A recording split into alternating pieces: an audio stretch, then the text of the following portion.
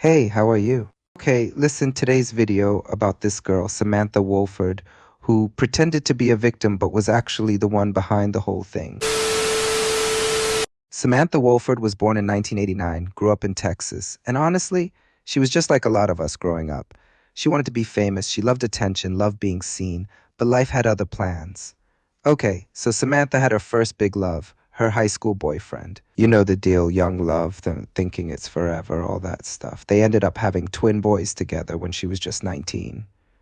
And yeah, that's a lot. Like two babies at once while you're basically still a kid yourself. At first, it probably felt like they were building a little family, but let's be real, being that young, broke, and sleep deprived, it doesn't exactly scream happily ever after. Things got rocky pretty quick. They eventually broke up, though not a ton of details are out there about why exactly, but from the outside, it seems like it was just too much, too fast. She was left doing the single mom thing, and it definitely changed her. So she was working two jobs just to keep the lights on and food on the table. Imagine balancing it all, juggling babies crying, work shifts, constantly searching for a break that just couldn't come. It's the sort of grind that would exhaust anyone. Anyways, so, even with all the craziness of being a mom and working nonstop, Samantha didn't give up on her dream of being famous. She started a YouTube channel. Not a huge one or anything, but just a place where she could share her life, vent, and maybe get some attention. She'd share about juggling all those kids, the ups and downs of her messy life, and random stuff that was on her mind. It was kind of like her small escape from the daily grind. Hey guys, I was asked to do a video 15 weird things about me. So one day Samantha meets this guy, Ernie Ibarra, in a local tattoo shop. He was from Mount Pleasant, Texas. Real low-key dude. Born in 1984, so he was a bit older than her, like mid-20s at the time. Ernie was just a super sweet, smart guy. He studied computer science in college. He worked so hard, like two jobs hard, one at a wood shop during the day and then nights at a pizza place. Ernie was the kind of boyfriend or husband most people dream about. Loyal, responsible, and just genuinely good-hearted. Ernie and Samantha's relationship started off pretty sweet. They had a lot in common right from the beginning. Both were into tattoos, had similar tastes in music. They got close, and then they fell in love. They moved in together and started building a life. At first, it was normal couple stuff, but pretty soon Ernie started noticing something. Samantha was getting really into YouTube, like all day deep into it. She wasn't just watching videos, she was constantly researching, planning, filming, editing, all day, every day. She wanted to be famous. Plain and simple. She was convinced she could blow up online and make it big as a YouTuber. And she started filming everything, including their personal life. Private conversations, moments with the kids, even arguments. Nothing was off limits. And Ernie, he wasn't into that at all. He was a private guy. He didn't want their family drama or personal life broadcast to the internet. It just made him uncomfortable. So naturally, they started fighting. A lot, like constantly. Over the camera always being on, over what she was posting, over how checked out she was from everything else. Ernie was trying to hold it all together, working two jobs, raising the kids, and from his perspective, she was just chasing views. Ernie tried to support her ambition, but it was getting exhausting. He'd come home from working double shifts, and she'd be right in the middle of some elaborate setup, like a full-on makeup station, or a makeshift studio in their living room. It was like she was living a completely different life, a life that was all about online fame and recognition. Ernie felt like he was just this guy in the background, the one who cooked dinner, folded laundry, and tried to keep the kids from melting down. Samantha was convinced she was just a month away from making it big. She'd show Ernie these insane projections, like how many subscribers she'd gain in a month, how much money she'd make from ads. It was like talking to a wall. Nothing could penetrate that wall of ambition. Ernie would ask, "What about the kids?" And she'd just brush it off, saying it was all part of achieving her dream. So there was this one time when Ernie got into some trouble with the law. He ran a red light. Nothing major, just a simple traffic violation. But things escalated quickly. When the police pulled him over, he ended up getting into a heated argument with the officer. And next thing you know, he's standing in front of a judge. And he got sentenced to a year in jail. He really regretted it. While he was inside, he had a lot of time to think. He wanted to turn his life around, be a better dad, a better man, just do things right. And during that time, Samantha didn't give up on him. She stayed in contact, acted like she was still there for him. That meant a lot to Ernie. When Ernie got out of jail, he really wanted to start over. And since Samantha stayed by his side the whole time, he felt like she was the one. She didn't leave him when things were bad, and that meant a lot to him. So he decided to marry her. After they got married in 2014, Ernie and Samantha decided to grow their family. They already had kids, but they wanted to take that next step together. Not long after, Samantha got pregnant and she ended up having twins. After the twins were born, things got even harder for Ernie and Samantha. They were already tight on money, and now they had even more mouths to feed. Samantha decided to stay home with the kids, which meant Ernie had to take on everything. He started working nonstop, 2 jobs, barely any rest, just to keep the lights on and food on the table.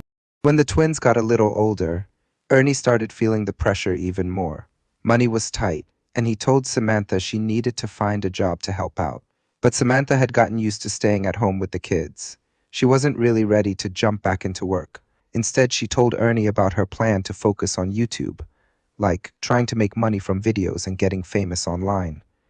Ernie didn't really believe in it at first. He thought it sounded kind of unrealistic. But even though he wasn't sold on the idea, he still supported her. He wanted her to be happy and was willing to give it a chance.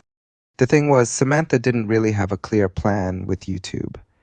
She was posting videos here and there, but there was no real strategy or goal. It was kind of all over the place. Honestly, it ended up being just a big waste of time. She wasn't making any money, and she didn't have a real job to fall back on. Meanwhile, Ernie was out there working nonstop, trying to keep everything together, and it just made things even more stressful between them.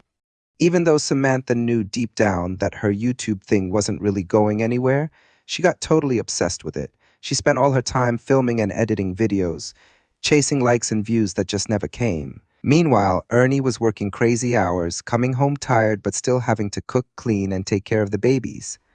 It was like he had 2 full-time jobs. With all that stress, they were fighting all the time, mostly about money, the YouTube stuff, and how drained Ernie was from doing everything. Ernie kept telling Samantha that, the kids had to come first. They were supposed to be her number one priority, not YouTube. He wasn't cool with her filming the kids all the time, especially when they were going through tough moments or private stuff.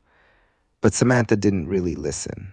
She kept pushing her YouTube stuff, and that just made things worse between them. Eventually, Ernie couldn't handle it anymore. After one big fight, he decided to leave. He packed up and walked out, feeling like he had no other choice. Not too long after Ernie left, Samantha was out running errands with the kids. One of the babies needed a diaper change, so she pulled over at a gas station to take care of it. While she was changing the baby, something went wrong. Something in her body just gave out. She ended up having a medical issue, possibly something tearing or breaking down there, and it was serious enough that she had to go to the hospital. After that health scare, Samantha wasn't doing well. She couldn't take care of the kids or keep up with the house. Everything was just falling apart. So Ernie's sister, Crystal, stepped in to help. She was checking in, helping with the babies, and just trying to keep things somewhat together. And when she saw how bad things really were, she told Ernie. When he found out, he came back. I don't even know if Ernie came back because he still loved her, or if it was just out of guilt. Maybe he felt sorry for her. So Ernie moves back in. And guess what's happening? And the first thing that happens, Samantha gets pregnant again. They didn't waste any time. And honestly, with everything going on, money problems, stress, chaos, it was probably the last thing they needed. By the time the new baby was born, their marriage was already falling apart, really bad.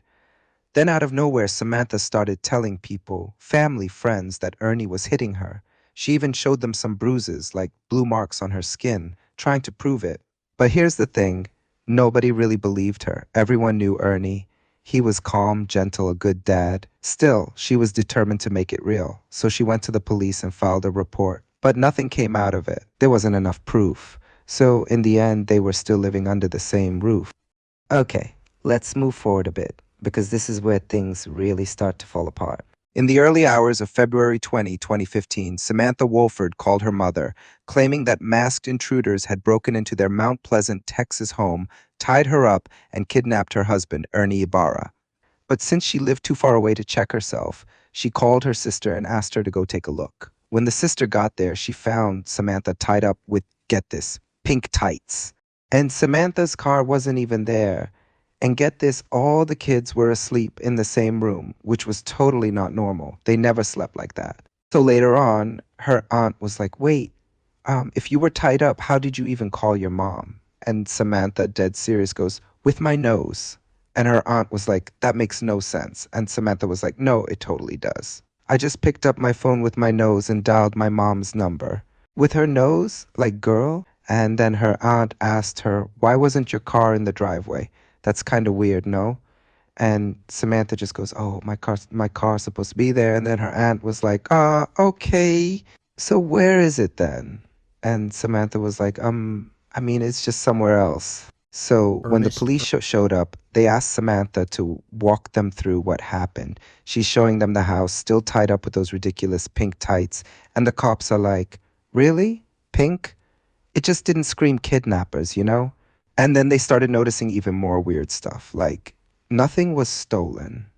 Not a single thing. No electronics, no wallets, nothing. The only thing off was that the front door looked kind of busted, like someone messed with it. So after checking the house, the police told Samantha she needed to come with them so they could ask her a few questions. Nothing too serious at first, just routine stuff. While they were talking to her, one officer asked if Ernie had his phone with him when he was taken, and she said yes. Right away, that gave them something big. They could track him through his phone. That slipped right past her. Then, out of nowhere, she said she needed to call her mom and tried to step out to make the call. When Samantha came back into the room, she wasn't even answering their actual questions anymore. Instead, she just kept going on about her relationship with Ernie, how sweet he was, how perfect they were together, how much they loved each other. And the cops were like, hold up, didn't you accuse him of abuse?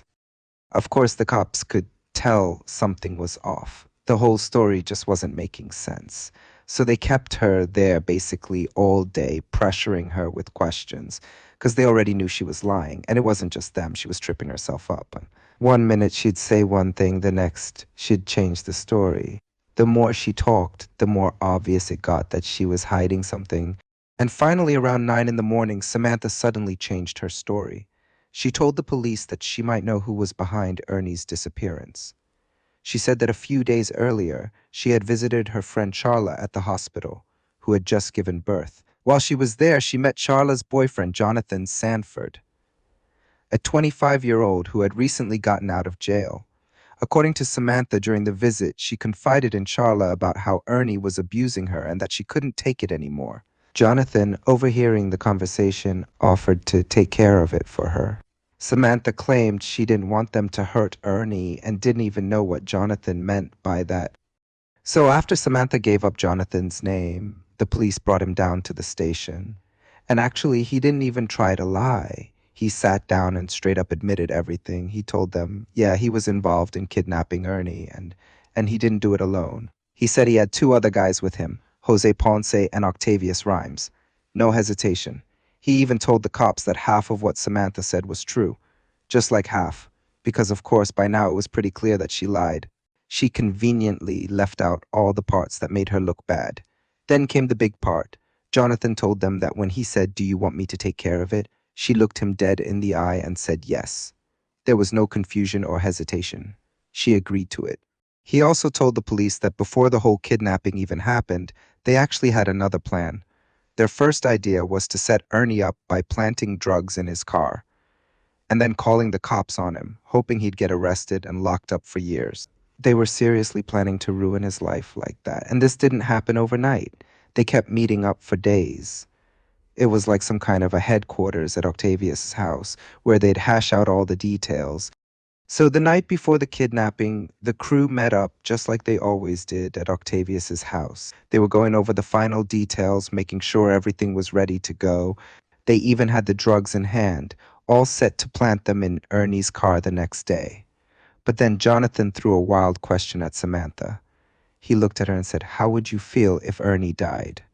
She was like, "Wait, are you serious?" And then he said, "Yeah, I'm dead serious." Now here's the creepy part. She wasn't shocked. She didn't freak out or say, "No, that's too far." She liked it. That's when Jonathan gave her an easy out. He told her, "You don't have to say or do anything right now. Just leave the front door open if you want him dead. But if you want us to go with the drug plan instead, leave it closed." That was it. That door became the sign that before doing anything, they were going to check that door. If it was closed, they'd just plant the drugs. But if it was open, they knew what they were there to do. Jonathan and Samantha talked about their plan, and they were concerned about the possibility of her kids waking up and messing everything up. Samantha assured him that she had a plan for that and that her kids would be sleeping the whole night. She probably gave them something to keep them knocked out, which made sense because they were all passed out in the same room. They finished their meeting at midnight and then drove Samantha back to her house and took her car because they would need it for the plan. Once they dropped her off, they headed to Walmart to grab everything they needed for the kidnapping. But in the middle of all that, they forgot to buy something to tie Samantha up with. When the shopping was done, they started using on the drug they planned to put in Ernie's car. Once they were done with the drugs, they headed straight to Samantha's house. First thing on the list, check if the door was open. And yeah, it was. You already know what that meant. Samantha had left it unlocked on purpose. She wanted her husband gone. She was actually up and waiting for them. While they were beating up Ernie, she just stood there watching. After that, they tied him up and dragged him out to Samantha's car. They came back inside to Samantha and said they were going to tie her up so it would look real when the cops got there. She gave them that dumb pink scarf or whatever to use. But before they tied her up, she actually called her mom, not with her nose. Then they took Ernie out to some forest not too far from home, and they shot him in the back of the head. Three guys were in one room telling the cops the whole truth. Samantha was in the other room acting completely clueless. She kept playing dumb, asking the officers if they'd found her husband yet, like she had no idea what was going on. Then the cops turned to the guys and asked if they could take them to where they left Ernie's body. They took them out there, and the police actually found the body. The day of the trial finally come. Samantha's sitting there acting all innocent, like she didn't have anything to do with it. But the truth was already out. She acted like didn't even know those guys. Like she was sitting there all wide-eyed saying, "I don't know them. I don't know what they're talking about." But the Stranmers told a whole different story. They caught her with them, not once, not twice, multiple times. Just out there walking around with them, laughing, getting into the same car. And also, at the police station, she asked to call her mom, right? But no, she wasn't really calling her mom. She was texting them because she knew the police could track Yernie's phone. She ended up getting totally wrecked in court. She got 50 years for the kidnapping and then 99 years for the murder. So yeah, 149 years total. Sanford and Ponce, they got 50 years, and Rhymes got 98 years total for both kidnapping and murder. Alright, y'all, that's it for today. Hope you had fun. Catch you in the next video.